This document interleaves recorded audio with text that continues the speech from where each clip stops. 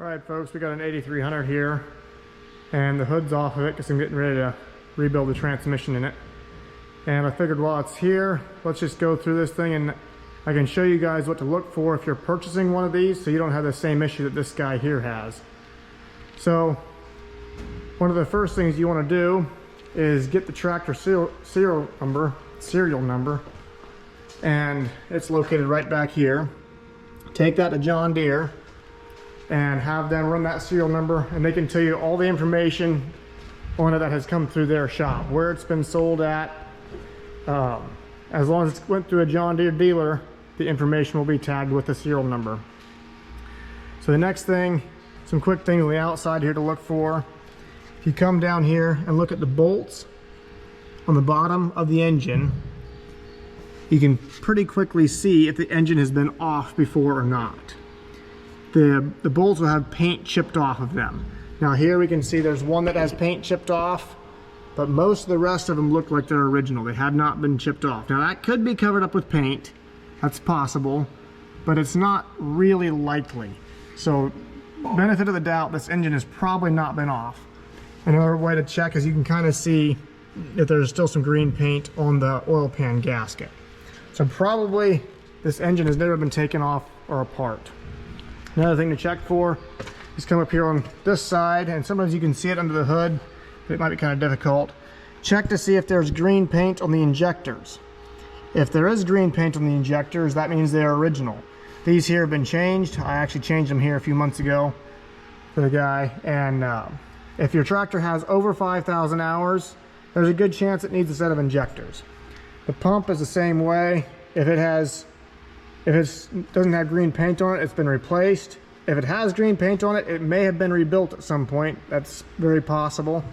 As you can see, this in here looks like it might have been rebuilt. There's some white showing there. So it's possibly been rebuilt at some point in the past.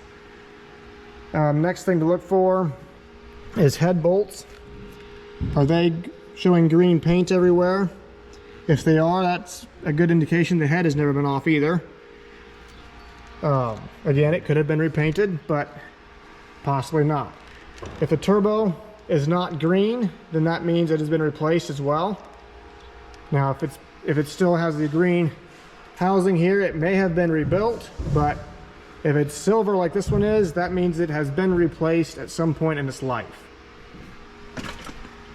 And let's go back to the transmission. So again, same story here. If these bolts have paint chipped off of them, then we know it's been off.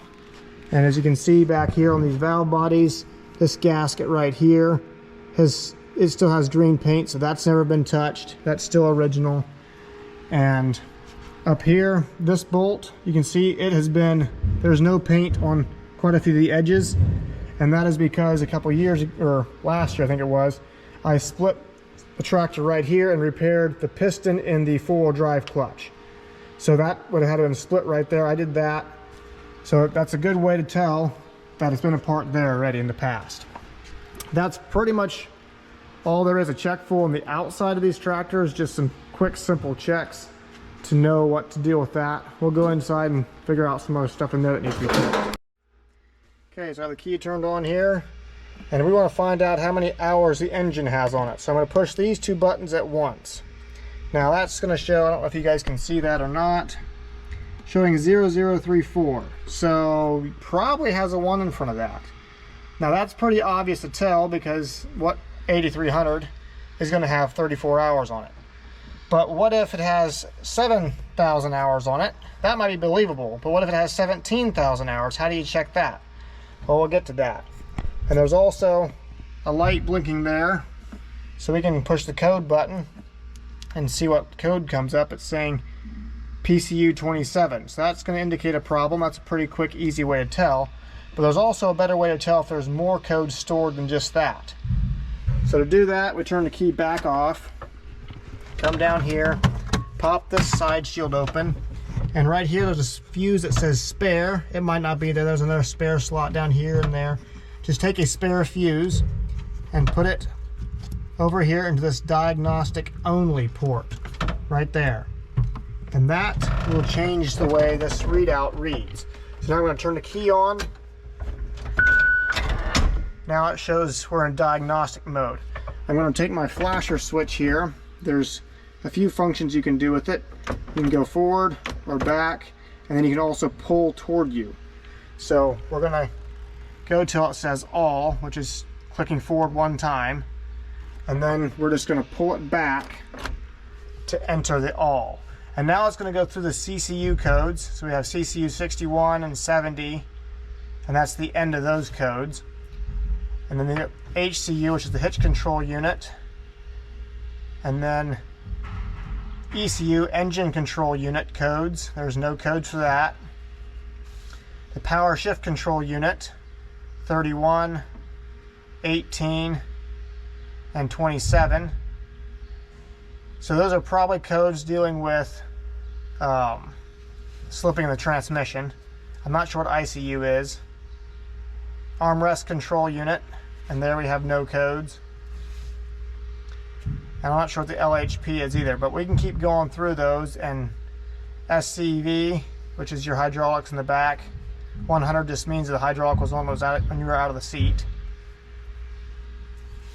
So a lot of the codes are just, they do get cleared after every 14 times of starting the tractor. So now we're at CCU's codes again. We're going back through them. So now when it says end, I'm going to come back here and I'm going to flash this on and off, and that will clear those codes. And so now it says end on that one. I cleared those as well.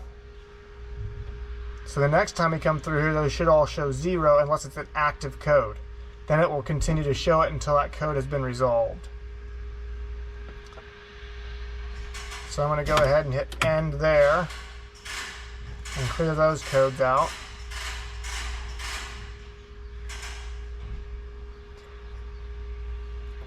And if you're just buying the tractor, you probably don't want to be clearing codes, but I'm just showing you how to do that in case you want to later on. But after you start to turn the key on 14 times, the codes will automatically clear themselves out as well. So now we've gone through all those. We cleared the codes. We're going to turn the key back off, and then we're going to go back on again. And now we're going to move our blinker switch forward, blinking to the right till it says CCU. Then we're going to pull back toward ourselves, and if that does not work, which some of these do not work to pull back like that, you simply push it forward and turn your lights all the way over to bright, and it does the same thing. So you turn it to bright and right back. It'll do the same thing. It'll enter into this mode here. So now we're in the CCU addresses. We're going to go ahead and blink to the right until we get up to the 50s or 60s, and we can read engine hours. So we are looking for 034, which is our engine hours. That's what we're looking for, and we know we're in the right spot.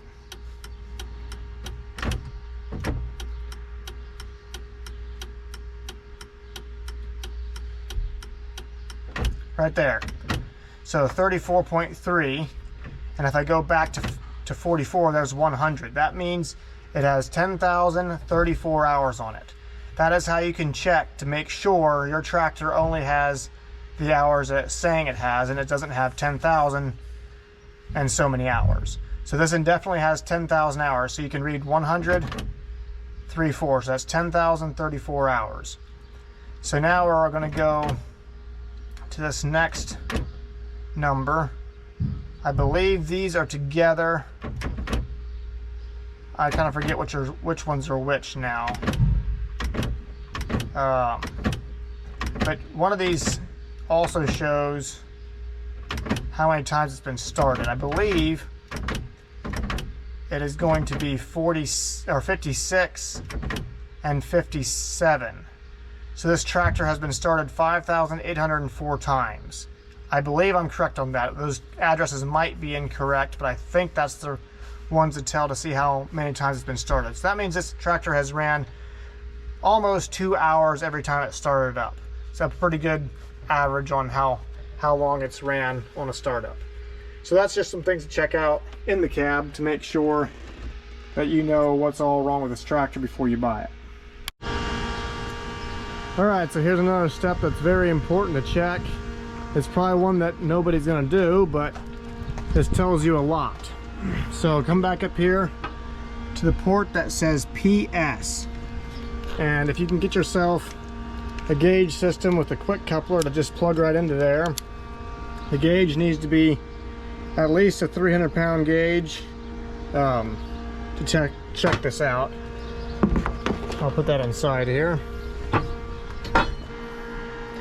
Alright, so have our gauge there. We're just going to start the tractor.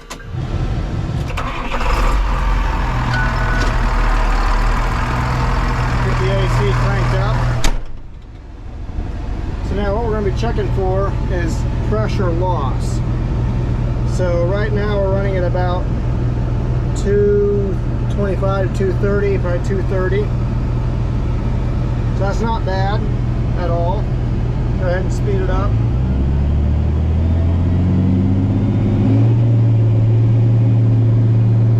So there's topping out about 260, 265 probably. So that's the pressure we're running on system pressure. So I'm going to take it back down to an idle. And I'm just going to start shifting through different things. So first of all, we're going to put it into four-wheel drive because that will take the pressure away from the clutch. So I'm going to put it into four-wheel drive, and now I'm going to take it back out of four-wheel drive, and it's going to put oil to that clutch. So that means it didn't drop away and stay away, so that's the four-wheel drive clutch piston is not blown. So now we're going to go ahead and put it into differential lock, and there the pressure comes right back and doesn't drop away, so that means that's working as well. Take it out of diff lock, and then I'm going to take it out of park. There we hardly even saw a pressure drop, so that means that's working correctly as well. I'm going to go ahead and speed it up, and we're going to drive this thing through a bunch of different, or all the different gears. So this is in 7th gear, shift to 6th, 5th gear, we're going to go to 4th. So no pressure drops that we can see.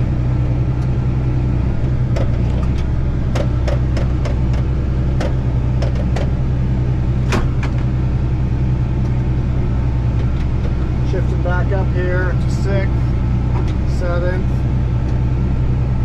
8th, 9th, 10th, 11th, 12th gear, and then 13th gear. So that's how you can check all those. Now we need to check reverse yet as well. So there's all the gears you need to check it. From 4th gear to 13th, you will get all your gears in this entire transmission. So check all those pressures, record the pressure in each one to make sure it comes back to normal. If it drops away and stays dropped away, then you have a leaking clutch piston in that clutch pack, and you have to, it's going to have to be repaired at some point in the tractor's life. Okay, so I'm going to run this check again in reverse gear. So I'm going to put it in 2nd reverse at an idle. And we're going to see that's where the pressure is at right there. Now I'm going to drop it down to 1st gear. See, it doesn't quite come back. So let's shift it to 2nd gear again. So the pressure has increased. That means there is a leak in, I believe it's the A brake. So that means that needs to be repaired at some point in the tractor's life, or you're going to slip that clutch, which is exactly what's wrong with this tractor here, and that's why I have it here, is to replace that clutch pack.